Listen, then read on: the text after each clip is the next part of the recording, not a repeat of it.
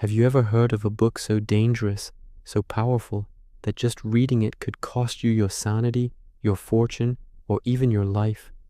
Tonight, we're diving into the shadows to uncover the secrets of the Picatrix, a medieval grimoire often called the most infamous book of magic ever written. This isn't just a collection of old spells, it's a guide to manipulating cosmic energies, summoning spirits, and creating talismans with terrifying power. But what happens when that power falls into the wrong hands? What is the real price of wielding the knowledge hidden within its pages? Stay with me, because we're about to explore the chilling tales of those who dared to open the Picatrix and paid a devastating price. First, let's set the stage. The Picatrix, originally titled Gayat al-Hakam in Arabic, which means the aim of the wise, was compiled in the 11th century. It wasn't written by a single author, but is a compilation of earlier Arabic texts on astrology, alchemy, and esoteric arts. It's divided into 4 books, and it's a detailed, almost scientific manual. It teaches how to channel the energies of the planets and stars into talismans and potions to achieve specific goals, anything from finding love to destroying your enemies. Imagine a cookbook, but instead of recipes for cakes, it has instructions for creating a talisman to make a city fall into ruin, using ingredients like brain matter, blood, and other substances you definitely wouldn't find at your local grocery store.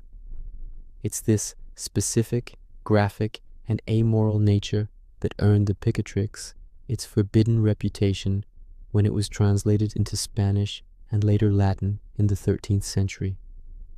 While European scholars were fascinated, the Church was horrified.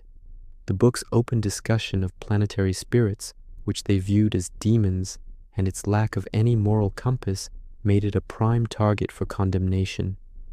It was seen as a direct line to demonic power, a shortcut to abilities that humanity was never meant to possess.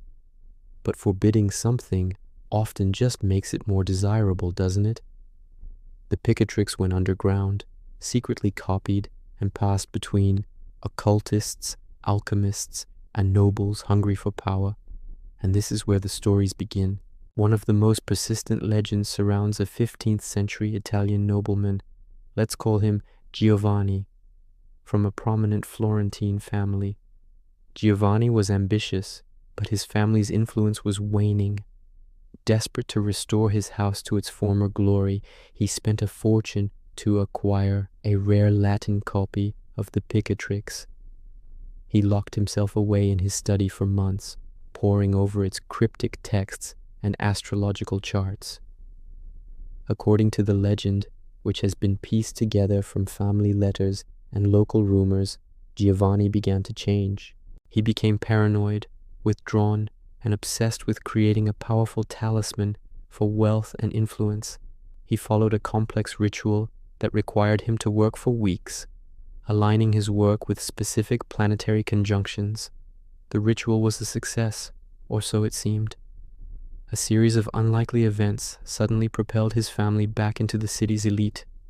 Rivals suffered mysterious misfortunes, lucrative trade deals fell into his lap, and his political power soared.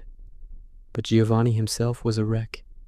He was plagued by horrific nightmares, seeing shadowy figures in the corners of his vision. He claimed to hear whispers coming from the talisman he now wore constantly. His health deteriorated rapidly. He lost his appetite, his hair turned white, and he looked decades older than his actual age. His family, enjoying their newfound status, dismissed his fears as the ramblings of a stressed mind. One morning, a servant found Giovanni's study completely ransacked. The Picatrix was gone, and so was he. No trace of him was ever found.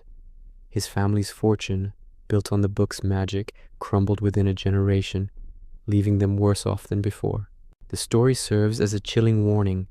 The Picatrix gives, but it always takes more in return. Let's move forward a couple of centuries to 17th century France, during the reign of King Louis XV, the Sun King. This was an era of high society, but also deep superstition. A young, talented artist, let's name him Julian, was struggling to get noticed in the competitive art scene of Paris. He was brilliant, but he lacked the connections to secure a wealthy patron.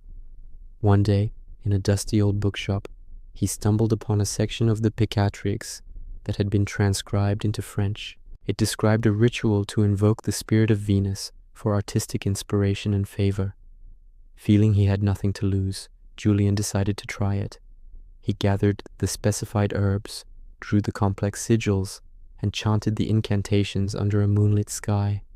The next day, his life changed. His paintings suddenly possessed an almost hypnotic quality. The colors were more vibrant, the compositions more divine. A wealthy duke, who had previously ignored his work, saw one of his new pieces and was instantly captivated. Commissions started pouring in. Julian became the talk of Paris, celebrated for his divinely inspired talent. He was living the dream, but the dream soon turned into a nightmare. He couldn't sleep. Every time he closed his eyes, he was flooded with grotesque and disturbing images, visions of beautiful things decaying into horror. These visions started bleeding into his art. His beautiful portraits began to have subtle, unsettling details that only he could see at first. A shadow in the corner that looked like a screaming face, a flower in a subject's hand that seemed to be wilting before his eyes. His patrons grew uneasy. His work, once celebrated, was now called disturbing and morbid. His mental state fractured. He would have conversations with unseen entities, and his journals were filled with frantic, nonsensical scribbles about the price of the muse. He claimed the spirit he summoned was now a permanent resident in his mind, demanding ever more grotesque art as payment for his initial success.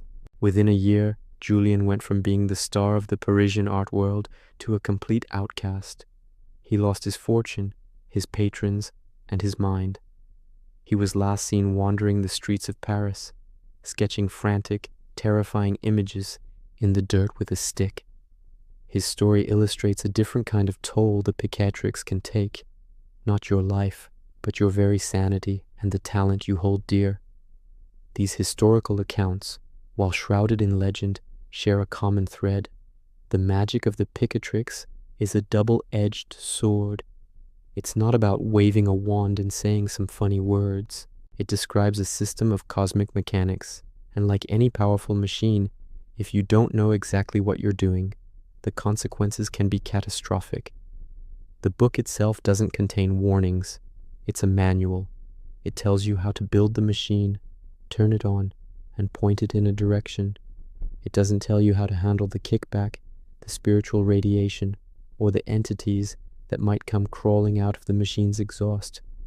Even in modern times, the allure of the Picatrix persists. With the internet, access to translations and summaries is easier than ever.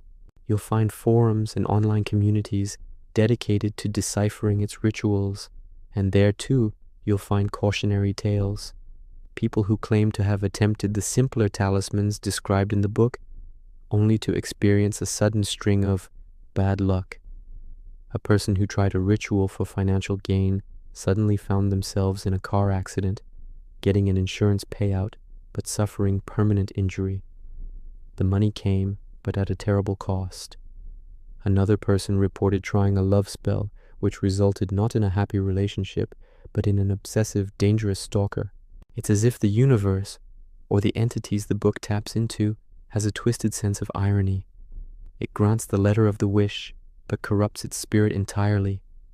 What makes the Picatrix so uniquely dangerous compared to other grimoires? Many experts believe it's the book's cold, impersonal approach. It treats planetary spirits and cosmic forces as tools to be commanded, not as conscious beings to be respected. This hubris, this belief that a mere human can command the building blocks of reality without consequence, is the fatal flaw. It's like a child playing with a loaded gun. The child doesn't understand the finality of its power, the irreversible damage it can cause. Those who use the Picatrix are often blinded by their own desires, failing to see the bigger picture. They're so focused on the result, the money, the power, the love, that they ignore the process and the energies they're meddling with. So, is the Picatrix truly a cursed object? Or is it simply a repository of knowledge so advanced and immoral that human ambition and greed inevitably lead to self-destruction when trying to use it? Perhaps the real curse isn't in the book itself, but in the human heart. The book is a mirror, reflecting the user's deepest desires back at them, but with a distorted, monstrous twist. It gives you exactly what you ask for, but in the worst possible way. The man who wanted wealth got it, but lost himself. The artist who wanted fame got it, but lost his mind. The stories of Giovanni and Julian and countless others lost to history serve as a stark reminder that some doors are best left unopened. The Picatrix remains one of history's most enigmatic and feared books for a reason. It promises the keys to the universe, but it may just be the key to your own personal hell. The next time you hear about forbidden knowledge or ancient secrets, remember these tales.